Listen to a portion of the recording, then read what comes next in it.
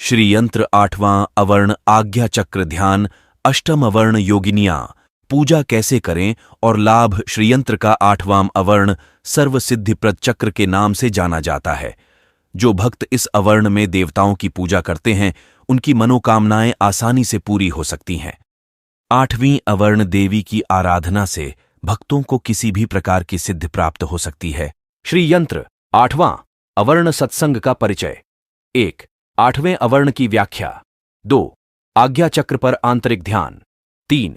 श्रीयंत्र 8वीं अवर्ण योगिनियां। 4. श्रीयंत्र सर्वसिद्धिप्रदा 8वें अवर्ण की पूजा कैसे करें। 5. सर्वसिद्धिप्रदा चक्र साधना करने के लाभ। 8वें अवर्ण की व्याख्या। तो नमस्कार दोस्तों, एक बार फिर स्वागत है बाबा देवघरिया चैनल। मैं तो वीडियो में आगे बढ़ने से पहले आपसे अनुरोध है कि वीडियो लाइक कर चैनल को सब्सक्राइब कर ले ताकि हमारी आने वाली हर एक वीडियो सबसे पहले आपको मिले। तो चलिए वीडियो शुरू करते हैं। श्रीचक्र के 8वें अवर्ण को सर्वसिद्धिप्रद चक्र कहा जाता है। यह अवर्ण बिंदु स्थान के नीचे स्थित है। श्रीचक्र का यह अवर्ण त्रिभुज आकार का है।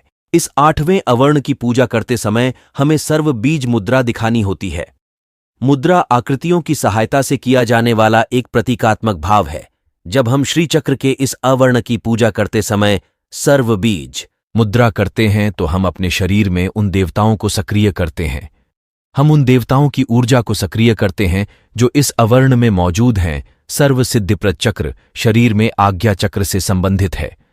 प्रत्येक ग्रंथ में आप पाएंगे कि आज्ञा चक्र में 3 बीज मंत्र हैं, हूं, क्षमा और केंद्र में ओम बीज मंत्र।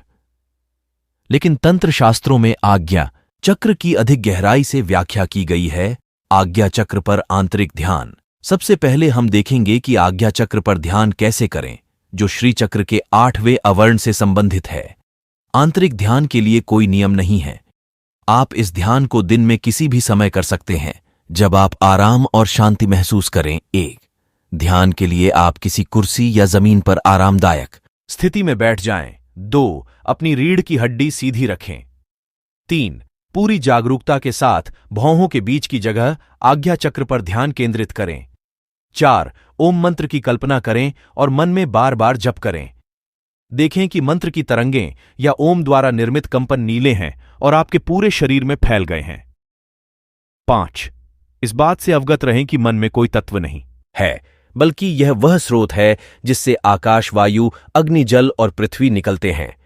इस बात से अवगत रहें कि यह स्थान, यह मन स्वयं कोई कार्य नहीं करता है, बल्कि वाणी धारण, संचालन, प्रजनन और उन्मूलन के सभी कर्मेंद्रियों की प्रेरक शक्ति है। 6. इस बात से अवगत रहें कि कैसे इस चक्र की कोई इंद्रिय नहीं है। सोचें कि यह सुनने, छूने, देखने, चखने और सूंघने से आने वाली सभी सूचनाओं का प्राप्त करता है, चाहे इस इनपुट का स्रोत बाहरी दुनिया से हो, भौतिक उपकरणों के माध्यम से आ रहा हो या यादों या सूक्ष्म अनुभव की आंतरिक दुनिया से आ रहा हो। 7.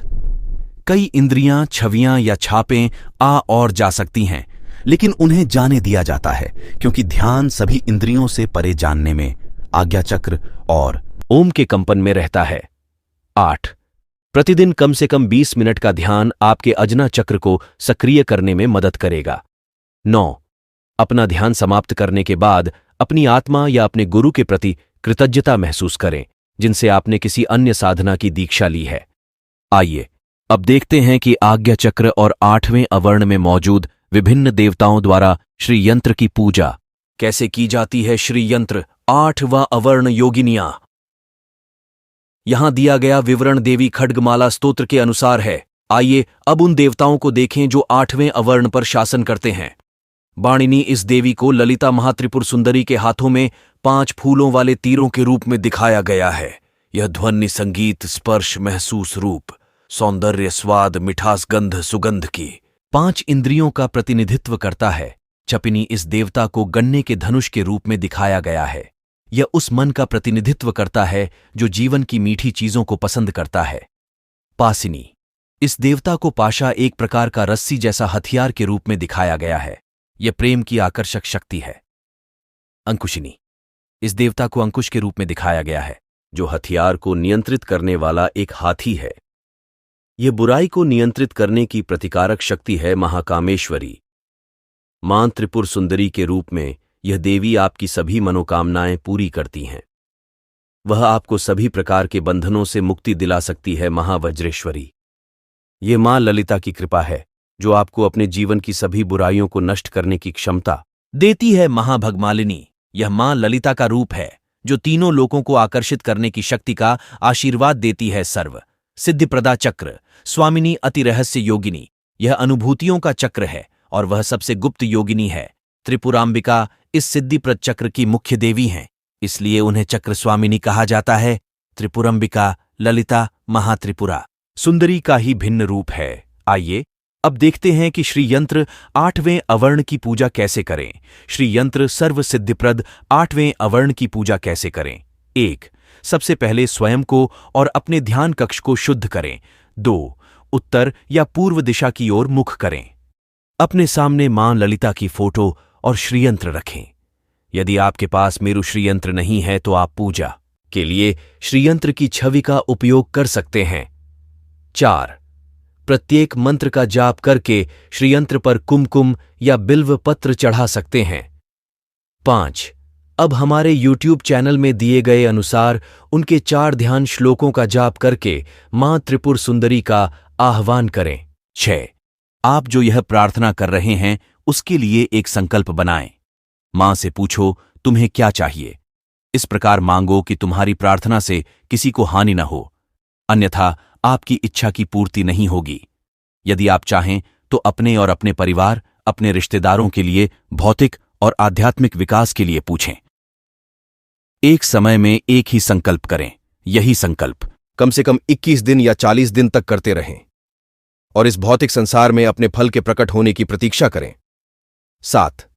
अब 8वें अवर्णा देवी मंत्र का जाप इस प्रकार शुरू करें। ओम ऐं ह्रीं श्रीं बाणिनीये नमः। ओम ऐं ह्रीं श्रीं चापिनीये नमः। ओम ऐं ह्रीं श्रीं पासिनीये नमः। ओम ऐं ह्रीं श्रीं अंकुशिन्याय नमः। ओम ऐं ह्रीं श्रीं महाकामेश्वर्याय नमः। ओम ऐं ह्रीं श्रीं महावज्रेश्वर्ये नमः। ओम ऐं ह्रीं श्रीं महाभगमालिनीये नमः। ओम ऐं ह्रीं श्रीं सर्वसिद्धिप्रदा चक्र स्वामिनी अतिरहस्य योगिनी त्रिपुरंबिकाये नमः। प्रक्रिया पूरी करने के बाद आप माता के श्री चरणों में कृतज्ञता अर्पित कर सकते हैं। अब देखते हैं कि साधना करने के बाद आपको क्या लाभ मिलेगा। सर्वसिद्धिप्रदा चक्र साधना करने के लाभ।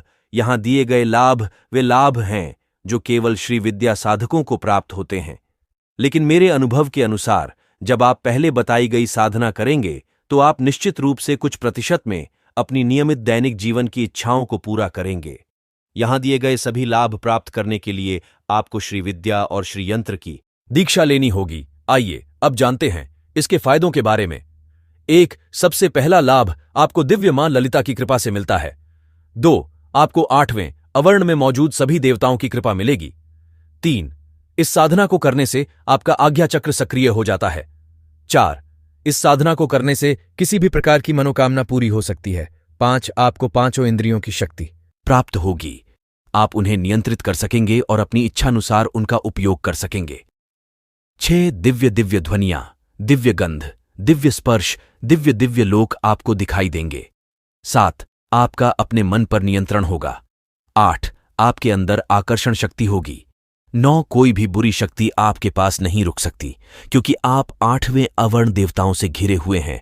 10. इस ब्रह्मांड में। तो दोस्तों, वीडियो अच्छा लगा हो तो वीडियो को लाइक कर चैनल को सब्सक्राइब कर ले और एक कमेंट जरूर करें। तो फिर मिलते हैं कोई अच्छी महत्वपूर्ण जानकारी लेके। जय हिंद, जय भारत।